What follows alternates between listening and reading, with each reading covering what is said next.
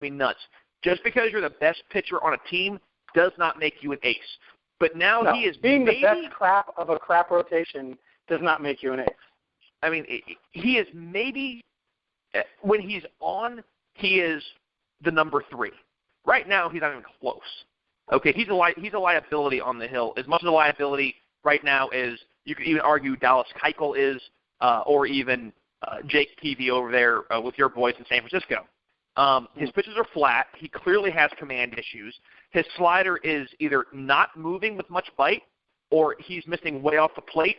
His two-seamer, he's missing on the outside corner. Instead of putting it outside and letting it dot that black, he's throwing to the black and it's dotting back in about thigh high on the outer third of the plate where righty is going to just launch that thing into the seats. He's allowed 8 home runs this year in 10 games. He allowed 18 all of last year, and he's walked 17 people this year. I get the whole let's make it an innings limit, but here's my issue with an innings limit. An inning can take 10 pitches if you have the stuff and guys are swinging. I'd rather you have a pitch count limit over the course of a season and say, hey, you know what? Here's your average. Here's what we wanted to hold you at. But 189 in the third innings is great, but some of those innings might not have been a whole heck of a lot of pitches. True.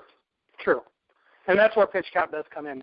But the bottom line is the guy's throwing beach balls right now. I'm 10 years past my prime, and I can stand in the box with the guy. I mean, he's giving it up. There's no two ways about it. The guy's giving it up. And he wasn't.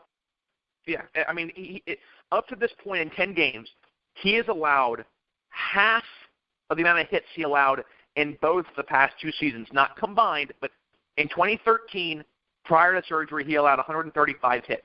In 2015, he allowed 156 hits. This year so far, he has already allowed 73 hits with 36 earned runs. He's walked 17. That's incredible. And that's in 10 games. So you're looking at, I mean, you're almost walking 2 guys per game, and you're striking out about 4.5 per game.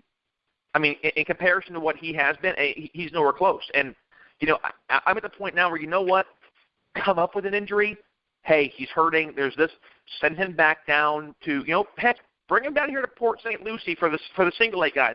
I would love to watch him pitch for $6 over here, in the Manatee Stadium. I got to see Jose Fernandez do it. It'd be great. You know what? So call me selfish. It is what it is. At OOLeftField, OOLeftField@gmail.com. But I think you need to get his confidence back. You need to figure out what's going on. And, I don't have an issue. I get the whole media obligation, and, I think it's kind of crap to take a guy who is so focused and so intense on what he's doing and say, hey, answer questions about why you were bad. But at the same time, when he bailed on the media this last start against the Nationals and left his catcher and his infielders answering for, hey, what's going on with Matt? That's going to lose you your locker room. If you're going to serve him up, stand there, take it, and then go fix it. Yeah, no, absolutely. It's an unforgivable infraction, to be honest with you. The bottom line is the guy has to have answers. I realize, as a guy who's slumped several times in his life, I realize it's hard to come up with a quantifiable reason why you're not hitting or why you're not hitting your spot. But you can't let other guys answer the question for you because it's only going to happen so many times before they start burning you too. I mean, eventually he's going to walk away from the press and his catcher's going to say, well, he's missing his spots and he's not throwing well and his head's not in the game. And then Matt Harvey looks like a jerk. I agree. I think you need to face the music, and then at some point, if you think there's an issue, find a way to work out of it. And I'm not saying just throw him to the wolves and he'll figure out a way. Yeah, he's a professional, but you know what? Something might be going on, and he has the tools to figure it out. I know we wanted to talk about a couple other pitchers that are struggling, but I think that's going to keep on going for a while. There are some big names that are having struggles of their own this year, and we're looking at you, Justin Verlander. And Dallas Keuchel, Cy Young winner last year, and I'm going to just throw this out there. And guys, David Price is a great pitcher. I loved it when he was in Tampa, but can you believe he is 7-1 this year with the Sox. Sox are playing great. I think we can agree. They're playing great in the East. Yankees fans, send me the hate at OO left field. David Price has a 5.34 ERA. Ouch. So we will get into that as we have kind of fall from grace, man. Yeah, I mean, he's got the wins, but he's serving up runs, thankfully. But you know what's happened in a lot of those games? Bradley's been hitting. Ortiz has been hitting. Bogarts, the last time I checked, and I'm not sure where he's at now, had a 17-game hitting streak. So guys are swinging the bat, and they're backing him up. Something that is a little bit maybe more up my alley, and I know I mentioned this to you, and I kind of had a feeling of where your opinion was going to be. The Major League Baseball Competition Committee a couple days ago agreed to change the strike zone and eliminate the intentional walk. Now, that does not mean it's going to be instituted, okay? The Rules Committee, which is chaired by the Mets GM Sandy Alderson and some other executives, has to vote to approve the changes. My issue, before I even explain what the rule change is going to be, I want players on there. I get you can't have the players make all the rules, but for guys that are playing the game right now, get a perspective from the guys that are in the thick of it and not just executives in suits from the top down, please. The change that they want to do, they want to change the strike zone. All right, right now the strike zone, the bottom of the zone at least, is beneath the hollow of the knee. All right, so basically just below the kneecap, kind of that hollow point is, you can kind of feel with your finger. That's what the bottom of the zone is going to be. The issue is umpires. We're human. I've missed pitches. Believe it or not, I've missed pitches. I've got coaches and pitchers will tell you, good God, you've missed pitches. I know, guys. I hate when I do it, okay? But the issue now is if you're missing a pitch low, you're putting a ball now about on the shin bone. And it's bad enough when you call a pitch at the knees, it is a strike, and they're saying, hey, this isn't the PGA Tour, get him a 9-iron. But when you're actually calling a pitch that is below that zone, you kind of need a sand wedge. You're getting close to that point. So, I don't mind with them bringing it up. They want to bring it to the top of the knee. I don't mind it. I think at the same time, if you're missing low, now you're missing low to a point where hitters are used to hitting the ball. But it also might, if guys are missing right below that kneecap, that also might up the walks a little bit. So you're going to have to get pitchers used to that area, as well. But I agree with that for the most part. It helps the hitter because you can't defend the bottom of the zone and the top of the zone. And if he's calling that pitch at your shins, you're pretty much guaranteed a K at that point, unless you catch a meatball or you get lucky. I mean, I might be wrong, but you're the hitter. You tell me.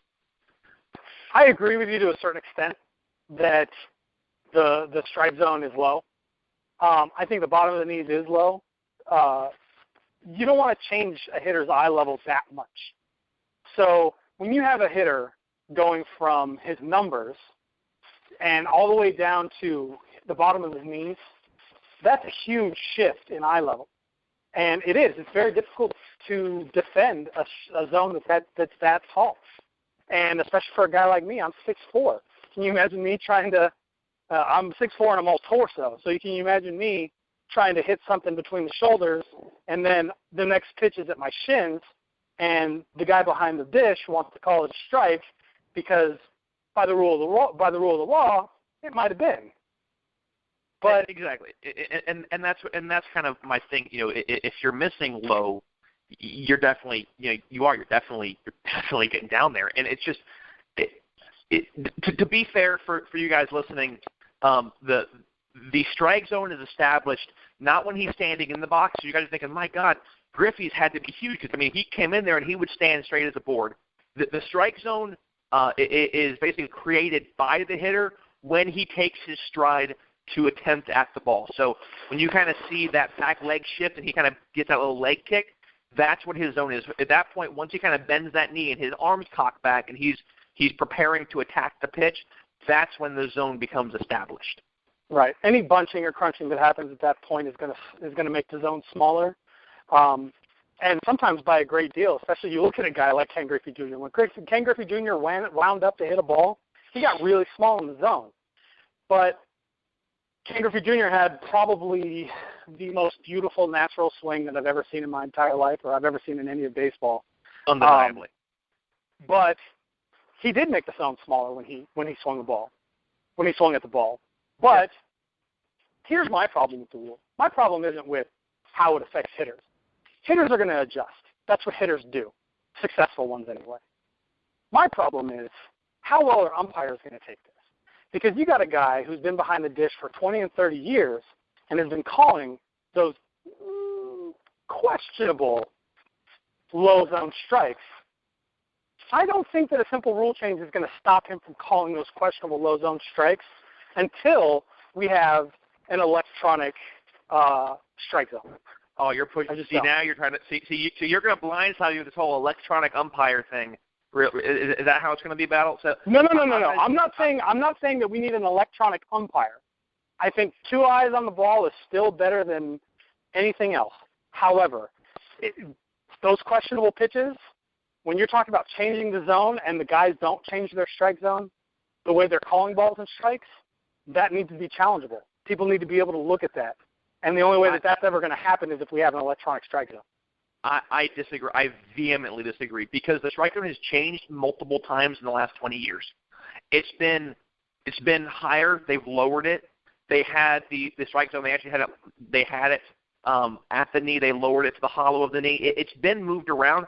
I mean, heck, there's a YouTube video, and go look for it. It was a Fred McGriff strikeout when they were playing the Florida Marlins in the old Dolphin Stadium. That pitch had to be a foot outside. He couldn't have hit it if he had taken 2 bats, tied them together with duct tape, and swung. He probably still would have missed the dang thing.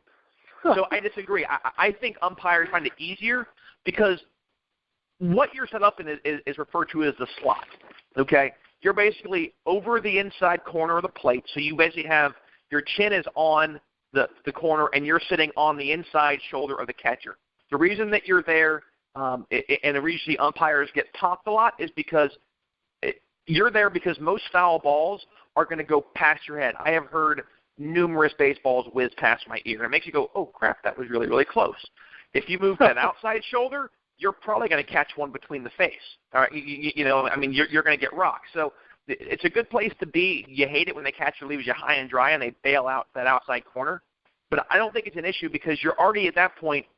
They want you to rest your chin. They teach you basically right about at the top of the catcher's mask. So you're sitting in a pretty good position.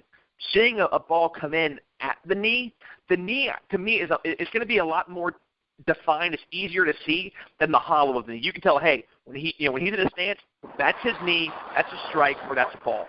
Especially the way guys are wearing their pants nowadays. I'm not a huge fan of these all the way to the top of the shoe, baggy sort of baseball pants. But I grew up in an era where high socks were valued by baseball players. Right. To me, I think umpires will have an easier time. The corners are staying the same. I think you may see, because I know Rob Manfred wants the pace of play or pace of action he wants to see it improved.